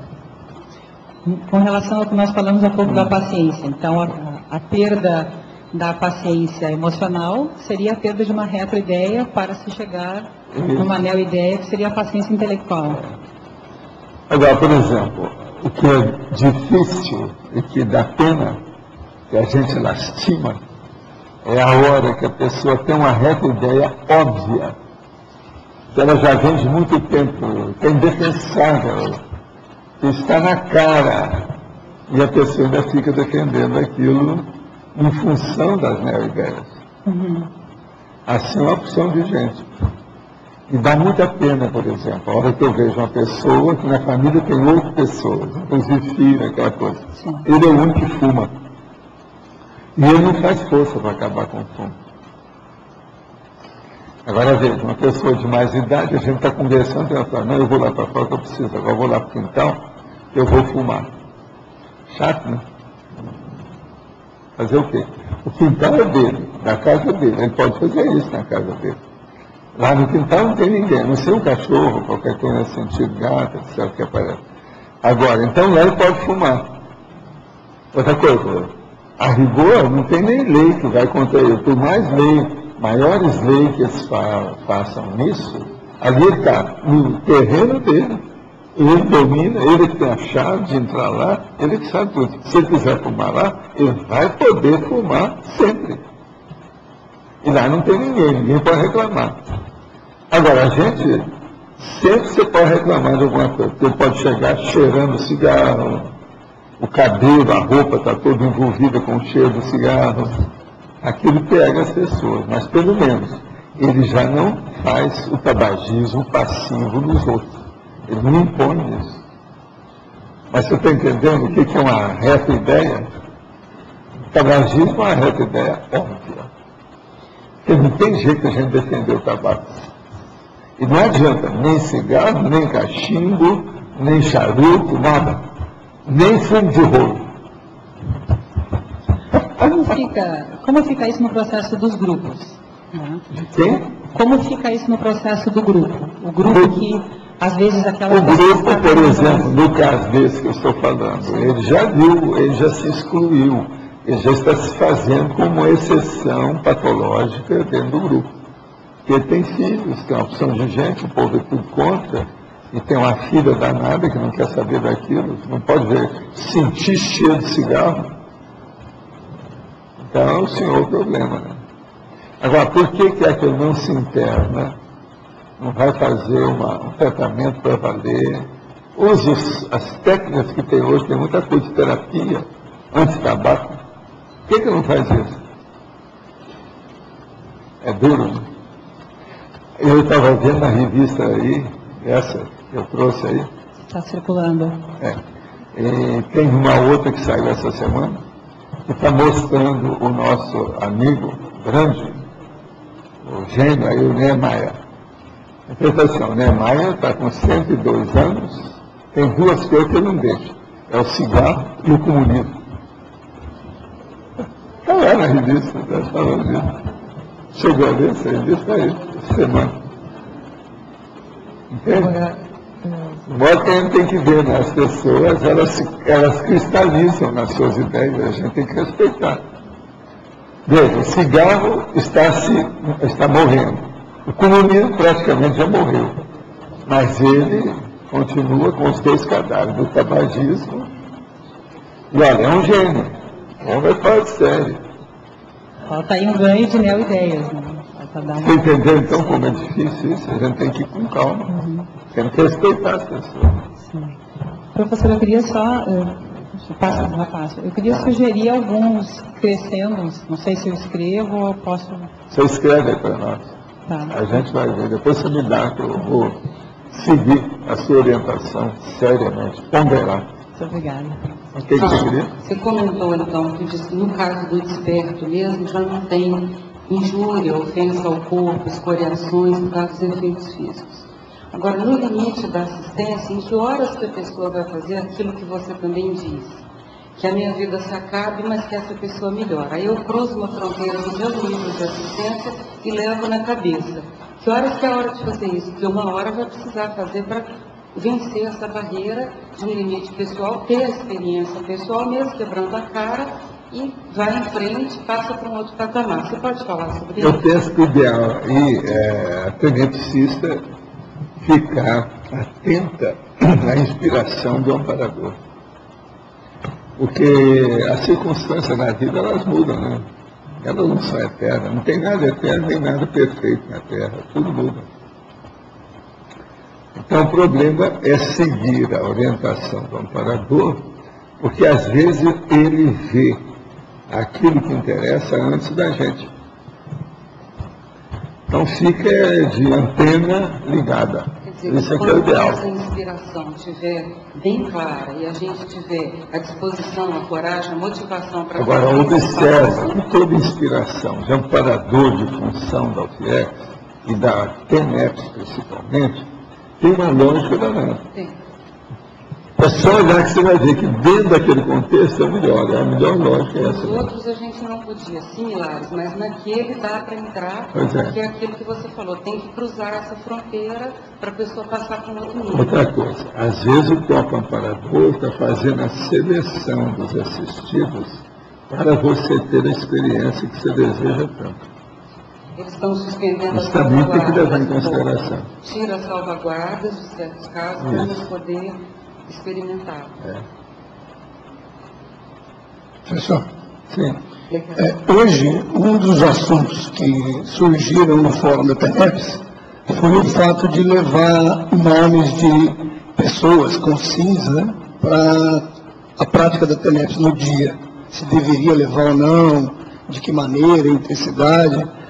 No meu caso, eu vou completar 3 meses de TENEPS. E eu tenho alguns fatos familiares dentro de casa que eu gostaria, se fosse o caso, de levar. Mas eu tenho 3 meses. Levar como? Levar nome ou levar... levar para a sua TENEPS? Isso, para mim... Você pode levar, não tem mas um dos casos que eu considero ser um pouco mais forte, o meu filho, desde pequeno, ele tem uma mediunidade muito forte. Ele percebe espíritos e sente espíritos. Ele mora com você? Não, atualmente ele mora em São Paulo fazendo faculdade. E até a minha nora está sentindo o assédio. Ele não gosta, ele rejeita desde criança, ele não quer saber, ele tem medo, ele entra em casa, ele acende todas as vezes. Mas na hora que você começou a fazer TENEPS, ele é seu filho, ele já está. Isso. Ele está ativado como um dos primeiros pacientes da sua clínica. É óbvio. Mas é curiosidade. Outra coisa, a TENEPS, ela não é só sua, ela é da sua vida. Isso. Todo mundo que está em torno, ela... A única coisa que eu te dou como recomendação é o seguinte: faça o seu trabalho da TENEPS simpático para o seu filho. Conquiste o seu filho, não é que ele vai entender ou aceder ou qualquer coisa. Que ele seja pelo menos simpático, que aí você diminui os assédios sobre você. A TENEPS deve ser feita dentro de um clima de simpatia, de empatia, de harmonia, de equilíbrio. de todo mundo, está bem com todo mundo. Isso que é o ideal. Nesses últimos tempos eu senti que melhorou. Eu tenho perguntado para ele não tem visto. Ele já sofreu essa pressão. Não sonda nada, não mexa em nada, não toque no assunto. Tudo que houver, abençoa. Não força a barra de nada e não queira convencer ninguém. E outra coisa, nesse nível dos acontecimentos, você não pode nem pensar nisso. Você está com os primeiros 6 meses da TENEP. Tudo pode acontecer. É a hora que levanta a poeira. Entende? Então, o ideal seria o quê? Eu dar um nome dele para outra... observar... Mas dar um nome dele para outra... Não precisa. É seu filho. Você pensa nele quantas vezes por dia? Muitas vezes. É bobagem. Seja objetivo, prático, pragmático. As consciências estão tudo de olho nisso. Está tudo certo. Quer dizer, eu não preciso... Os que eu estou falando, quer dizer, inclusive amparadora, evolucióloga, estão vendo as suas necessidades. Agora, mostre a sua boa vontade, a sua dedicação, seu entendimento, a compreensão, seu discernimento a respeito da prática diária da TENEP. Isso aí vai te ajudar demais. E só completando a pergunta, surge sempre essa questão da dúvida. Eu estou perguntando porque eu estou começando, né? Devem ter feito milhares de vezes essa pergunta. Todo mundo começa com um período de 3 horas. E alguns dizem, não, você precisa fixar 1 hora. No livro do manual, o ideal é 50 minutos dentro de 3 horas. O manual diz isso. Deve fixar. E ela tem que fixar ali. Então não pode ficar eternamente no período de 3 horas. Em determinado momento vai precisar fixar. 50 minutos dentro da cronômica, da cronologia do seu dia. Você fixar aquilo ali. Quanto mais você fixar esses 50 minutos, melhor. Agora põe 1 hora, para ver como é que é. Sim, mas eu não posso ficar eternamente. Um dia, por exemplo, das 7 às 8. No outro dia, das 8 às 9. No outro dia, das 9 às 10. Está errado. Escolha. Não, vai ser das 8 às 9. Acabou. Chova, canivete, dê tempestade. Não interessa. Você está lá. Aquele horário você está lá. Isso é que eu sei. Isso independente de uma viagem? Não, independente de qualquer coisa. Tem que ser. Agora, se você viaja muito, olha bem a situação. Não viajo. Mas eventualmente um curso desse... Agora, isso deve fazer também. Olha bem o lugar que você vai, o ambiente que vai ser. Só se o amparador falar para você claramente, não, para, corta isso aí, quando você estiver viajando. Isso aí eu procuro. Cada tenepsista tem que ter entendimento com a consciência amparadora de função da TENEP, entende? Agora, você está começando, é assim mesmo, está tudo certo, você não tem nada errado. Vamos estudar mais, anota. Você usa laptop? Não, eu uso, mas não para... Anota lá, faz um arquivo da TENEP. O que tem acontecido com você? E anota tudo, mesmo as maiores bobagens podem acontecer. Mais tarde você vai entender como é que você... que eu tive sensação de ajudar sinalético, desenvolvimento parapsíquico, as energias. Inclusive, uma das minhas intenções de vir para fazer o curso é tirar essas dúvidas. Eu vou fazer o curso também na quinta-feira. Todo mundo faz isso é o óbvio. Eu tive sensações físicas, professor, muito fortes nos primeiros dias, sensações físicas. Sensação até de uma semi-paralisia no rosto. Você está fora de forma. Agora você está me falaram isso. Poderia ser um acerto ali, como você falou da coluna. Às vezes dá muita miocronia, parestesia, tudo no corpo da pessoa. E depois sumiu, ficou só a questão energética. Normal, está melhorando. Já acabaram os concertos. Bloqueios energéticos. Isso aí tudo é por causa de bloqueio. A pessoa que está fora de forma é porque tem bloqueio de energia. Vamos em frente. Vamos. É dessa massa aí que faz o opieticista. Tá certo? Vamos nessa. É por aí. Professor B. Sim. O senhor podia explicar na página 89, o item 57 da taxonomia? 57. Presente elogio. O crescendo, força presencial, porte ereto, marcha correta. Eu quero dizer aqui o seguinte. Tem gente que tem força presencial Nós vamos assim. Tem outros que têm a força presencial e anda gingando. Tá certo?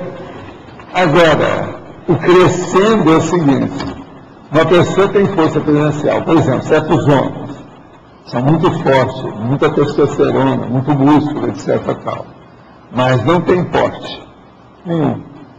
Então, a força presencial praticamente não adianta ser um gigante, entende que não vale nada. E outra coisa também, e andar de uma maneira deseducada, mostra que ele não dá valor para a coluna que ele tem, mostra ignorância. Então é muito importante esse crescendo.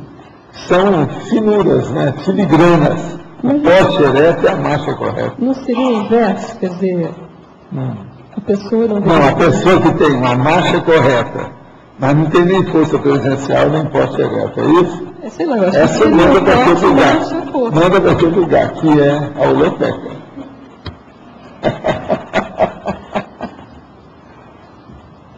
Ok. E o item 70, queria saber por que o senhor escolheu... Teleguiologia, o crescendo interassistencial, que é uma dupla, assistente social teleguiado autocrítico. Isso aí, o que eu acho é o seguinte: esse é um dos crescendos mais evoluídos que pode ter.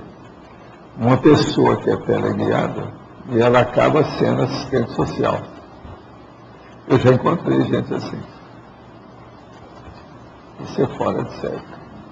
Quer dizer, como se fosse um paradiplomata da sociedade, é isso?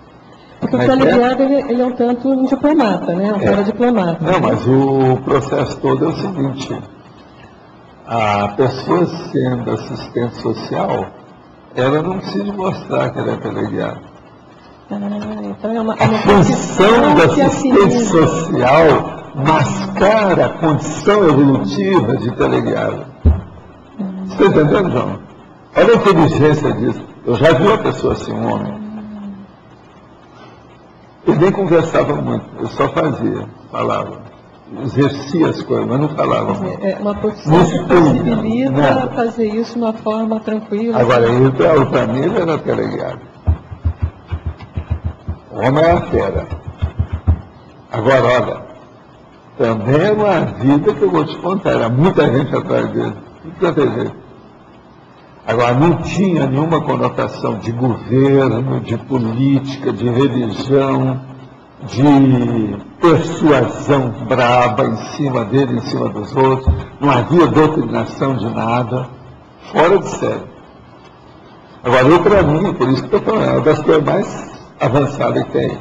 Agora, amigo, você podia estudar isso, que eu tenho estudado há alguns anos, mas é muito difícil.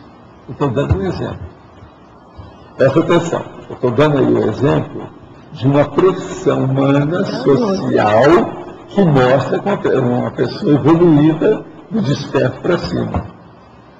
Qual seria a profissão, por exemplo, da semiconsciência? Eu ia perguntar da evolução. Como é que é evolução? Eu ia lhe fazer essa pergunta. Não, eu te pergunto, vê se é minha vida. Eu estou dando uma dica, já dei aí um exemplo. Entende? Pensa nisso. Vamos estudar.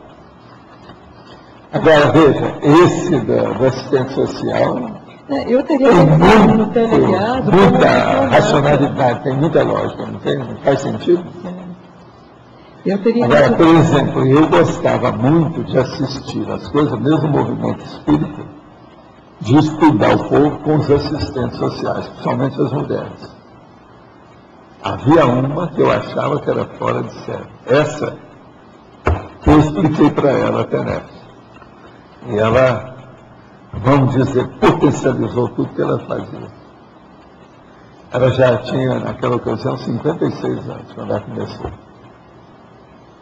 Então eu gostava muito de ver o assistente social uma pessoa séria. Estou falando assim, um assistente social profissional, de alto nível, entende? Bem encaminhado cosmoeticamente. Isso é impressionante. Agora vamos pensar, ver uma listagem de profissões e ver onde é que você encaixa lá o serenão, evolucionam. Isso é bom, né? Na hora a pessoa chega na profissão, já ajuda, né? A gente só sabe as que não deve ser, assim, como não saberia estudar. Isso aí é uma boa coisa de estudar, não é? Uma boa abordagem técnica ao processo evolutivo. Passa aí. Pode falar.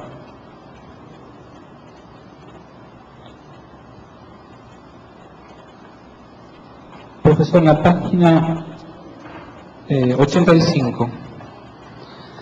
En terminología, los últimos dos ítems, la graduación de la rectilinidad aplicada a la autopensanidad y la intensificación progresiva de la homeostasis autopensánica. Estão associadas aí? A intensificação? Sim, a gradação da retilinearidade. Tudo é um processo de gradação, sim. É um gradiente que está em evolução, que está em prosseguimento. E a intensificação progressiva também da homeostase. Por quê? Com a retilinearidade a pessoa fica mais equilibrada. Porque tudo faz a convergência. Então uma coisa ajuda a outra. Isso aí tem inter-relação, sim, muito séria. A gente pensar. Agora, tudo são crescendos, né? Há uma evolução, é progressivo, há um gradiente. Está em andamento. Agora, o processo é ver a eficácia desse crescendo. Como é que é a eficiência disso? Como é que funciona? De que modo que é? Agora, por exemplo, todo mundo que desconfiou e admite depois que tem o curso intermissivo e depois aparece aqui e vem trabalhar conosco na Cognópolis, essa pessoa está passando por algum crescendo. Se a pessoa veio para Foz, é porque tem um crescendo, é o óbvio. Porque se ela estivesse crescendo muito intensamente lá, ela não sabe sair de lá. Os amparadores não iam dar uma intuição, não iam dar uma inspiração para ela vir para cá.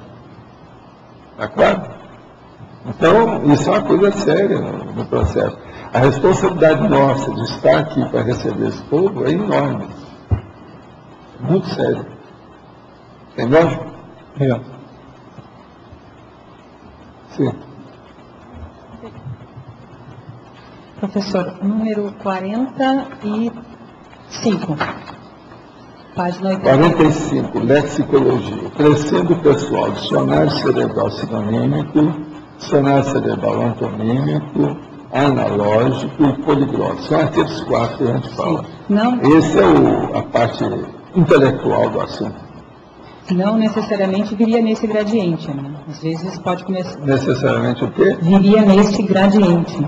Às vezes pode começar em outra palavra. Mas o certo mesmo é esse aí. Está difícil sair dessa. Se vira, mas eu acho muito difícil. Outra questão seria o número 67. 67. Singulariologia. O crescendo, desvio padrão, exceção da regra. Esse sim eu queria dar uma ampliada, que só trouxesse alguns exemplos para compreender melhor. O desvio padrão, por exemplo, com exceção da regra. Uma pessoa, por exemplo, na família, ele é o único que faz aquilo. É um desvio do padrão dentro da genética, da família nuclear, e, no entanto, ele é uma exceção da regra porque ele está fazendo um ator positivo. Então, esse é o caso da pessoa. Já é um crescendo ali no processo dentro dele. E é um crescendo também perante a família, perante a árvore genealógica, perante a família nuclear. Então, esse é o ganho de... É a exceção da família que a gente chama. Sim. Não é o patinho feio. Aqui seria o patinho branco ou qualquer coisa. Provavelmente a única pessoa... Provavelmente a única pessoa que teria feito um curso intermissivo, alguma coisa assim. Faz sempre isso. Tá. Eu queria entender também, professor, as expressões. Quando é o momento de utilizar uma expressão, por exemplo, nesse caso, o senhor chamou aqui de crescendo evolutivo, e quando é o momento de utilizar uma única palavra? Por exemplo, paraepistemologia ou epistemologia... Você vê onde é que cai melhor, que aquela ideia você vai inseri-la mais adequadamente. Agora, eu não faço isso devido à palavra. Eu faço isso pelo verbete, a definição do verbete. Então, o que manda nisso tudo é a definição. Se você quer saber a orientação que foi dada para a especialidade, veja a definição, o que quer dizer. Porque as palavras, às vezes, ela tem mais de uma acepção. Sim. Se você vai definir, isso tem que mudar. Por isso que eu gosto de definir tudo. Agora, veja, se você for pensar, principalmente do ponto de vista filosófico, há um erro aí, se você for dar. Aparentemente é um erro. Seria um processo de paradoxo. É o seguinte: você vai estudar alguma coisa. Você começa definindo como eu faço. Isso é muito estranho. A definição devia vir no fim de tudo, e não no início. Por quê? Porque você tem que estudar tudo para ver aquele assunto, aquele objeto, objetivo, aquelas coisas, para depois você definir aquilo. Agora eu não, eu já dou uma colher de chá. Desde que o povo me entenda, eu defino bem o que é desde o início e faço a conclusão prática no fim. Primeiro vem a teoria da definição. No fim, eu dou o pragmatismo, que é você, leitor ou leitora, o que você faz na sua vida? Você entendeu? Agora, tem gente que não quer saber disso. Ele quer primeiro que vamos, tem que argumentar tudo em primeiro lugar, fazer as coisas todas, aquilo vai indo, discutir o negócio todo para chegar no fim. Então, definição disso, seria isso. Eu não tinha esse entendimento. Eu achei que a definição o senhor usava para a gente delimitar a acepção específica. Essa outra pessoa, ela não é didática, eu sou. Okay. Pelo menos eu procuro ser. Sim. Isso aqui é mais pedagógico. E delimitar especificamente desde... Nós vamos começar a debater um assunto. Então, primeiro vamos definir que assunto que é. Veja só, é assim que eu penso. Se quer mais lógica do que isso, sim, a racionalidade engole o processo. Você está entendendo? Aí no caso. De modo que a hora que eu defino, eu estou falando do universo.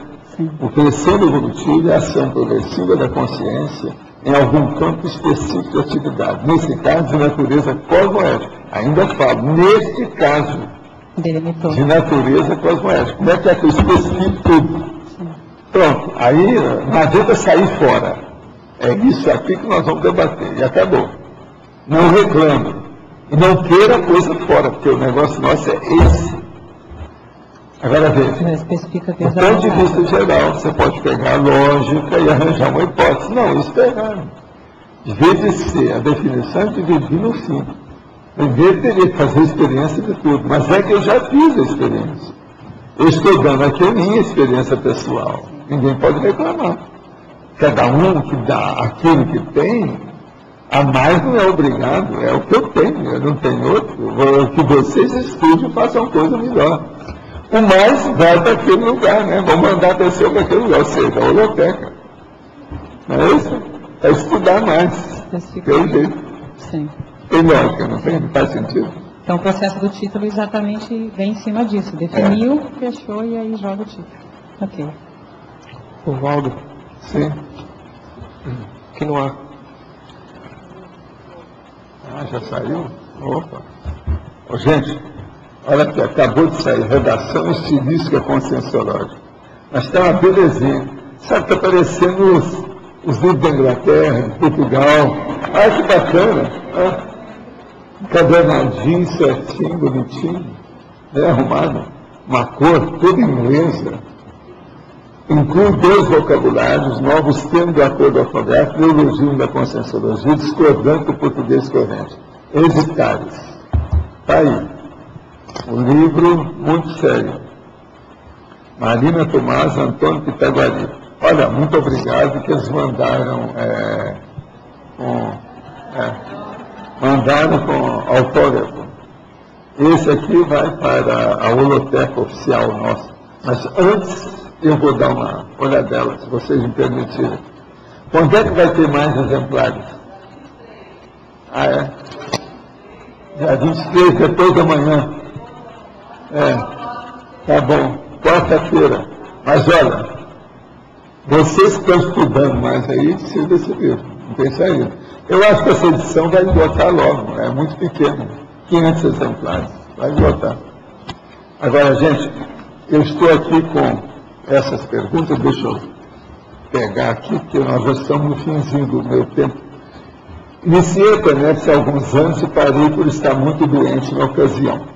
Dormi o tempo todo na TENEPS, mas tinha bastante sinalética. Agora tenho melhorado de saúde, voltou ao IPC e retornei a TENEPS. Não tenho mais nenhuma sinalética, não vejo mais nada, ou seja, meu parapsiquismo diminuiu bastante. Agora adquiri coceira infernal que começa justamente durante a TENEPS pela manhã. Minha situação é terrível, não posso sequer ir até aí por causa da dieta que sou obrigado a seguir pela doença que tenho. Acho que vou parar a TENEPS, eu nem sinto a presença de amparador ali comigo. Estou totalmente perdido e pensando em procurar a TACOM. O que você acha? Sou médico e tenho 3 assediadores. Afinal de contas, você parou porque estava doente. Foi a mediunidade que foi a sua doença? Se estudar isso aqui, né? Quem quer que eu já falou? Parou faz alguns anos, agora está pensando em TACOM o tempo todo. O caso é o seguinte, presta atenção. Ou você honra a TENEPS agora ou deixa para a próxima. Agora, se deixar, eu não acho que é uma boa escolha, não. Se vai me perguntar, eu acho que você deve insistir, levar isso a sério. Que tal a gente tomar aquele negócio aqui, ó? Esse negócio supera todo tipo de doença. É uma boa para a pessoa pensar, pensa nisso. Agora, vamos superar isso aí. Tem muita coisa pela frente. Deixa de bobagem. Essa condição de minha TENEPS, devido ao processo de doença, interfere na qualidade da assistência ao outro, tem condição de chegar ao PEC? Ora, eu conheço bem você e sei da sua, é a mesma pessoa antes, e sei da sua doença. Isso não interfere em nada. Pelo contrário, você pode ajudar muitas pessoas. Não quer dizer nada. Agora, você pode chegar sim ao FIEX. E outra coisa, acho que você é uma batalhadora bem-sucedida. A última vez que eu vi você, quando você chegou aqui, eu gostei de ver. Você está com a corda toda. Nem parece que você tem a doença que você tem. Essa pessoa tem uma doença séria, grave, crônica, brava. E ela tem esperado tudo. A morte do filho de minha tia por suicídio desencadeou grande desentendimento entre essa e a minha irmã e sua irmã. Minha tia cortou todo o contato que possuía com minha família, inclusive com minha mãe, mesmo após essa ter tentado repetidas vezes uma reaproximação. Agora, na época do Natal, poderia ser um bom momento para tentar reaproximá-los, ou poderia ser um desrespeito à decisão dela de se isolar. Não, você pode tentar a coisa, agora não força nada. Começa tudo que a época do Natal é dar presente. Arranja alguma coisa que ela gosta e dá para ela ter alegria com a situação, às vezes é uma real aproximação. Agora, ó, suicídio faz muita gente cair fora da vida da gente. Eu tenho experiência disso com pessoas que suicidaram na minha família.